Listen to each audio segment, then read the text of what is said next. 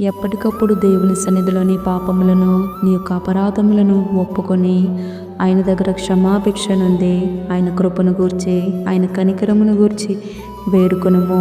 ఆయన పాదాలు పట్టుకొని బ్రతిమలాడుకొనుము. దేవా, నీ కనికరమును మా పైన చూపి మమ్మల్ని రక్షించుము, మా పాపములను క్షమించుము, మా జీవితాలను అభివృద్ధి పదంలోనికి నడిపించుము నాయనా అని నువ్వు వేడుకొనగలిగినట్లయితే, ప్రార్థన ఆలకించే దేవుడై ఉన్న మన దేవుడు మోడు బారిన మన జీవితాలను చిగురింపచేసి అభివృద్ధి పదంలోనికి మనల్ని నడిపించును కనుక నీ పాపములను ఆయన సన్నిధిలో ఒప్పుకొని క్షమాపణ కోరి కనికరమును పొందుకొని నీ జీవితమును అభివృద్ధి పదములను నడిపించమని వేడుకొనుము.